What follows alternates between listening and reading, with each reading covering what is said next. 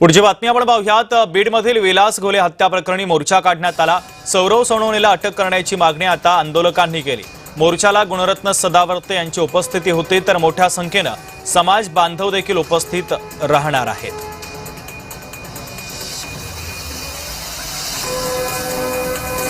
तर विलास घोले हत्या प्रकरणामध्ये खासदार पुत्र सौरव सोनवणे याला अटक करा या मागणीसाठी बीडमध्ये मोर्चा निघणार आहे।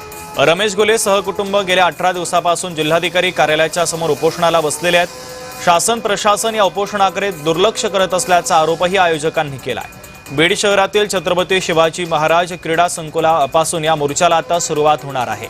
जिल्हाधिकारी कार्यालयावरती हा मोर्चा धडकणार आहे। मोठ्या संख्येने आंदोलक या मोर्चामध्ये सहभागी होतील। विलास घोले हत्या प्रकरणाच्या संदर्भात न्याय मिळावा या मागणीसाठी आता मोर्चा काढला जातोय।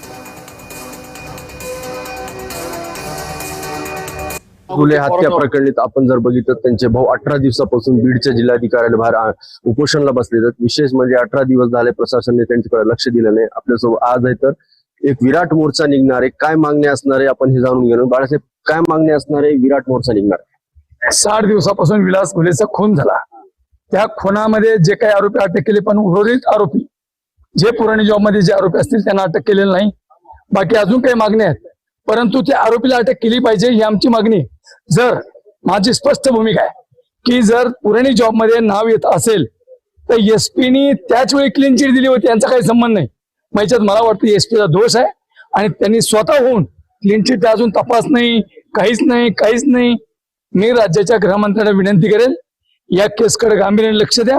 ही आता सुरुवात आहे, हे एक मोर्चा म्हणून सुरुवात आहे। येणाऱ्या काळामध्ये जे जे होईल त्याला शासन जबाबदार असेल। बीड पोलीस नेमके कुणाच्या ताटाखालचं मांजर झाले याचा आम्हाला संताप आलेला आहे आणि त्याच्यासाठीच आजचा हा मोर्चा आहे। ऍडव्होकेट सदावर्ते मोर्चात सहभाग होणार आहे। हो, काल त्यांचे संपर्क झाला आणि ऍडव्होकेट गुणरत्न सदावर्ते साहेबांनी सांगितलं की मी आजच्या बैठकीसाठी येतोय आणि सर्वजण त्यांची वाट पाहतात। त्या मोर्चाच्या माध्यमातून प्रश्न नाही सुटला तर भविष्यात आम्ही पुढे आंदोलन सुरू करणार, राज्यभर आंदोलन सुरू करणार। आमिर हुसेन, जय महाराष्ट्र, बीड।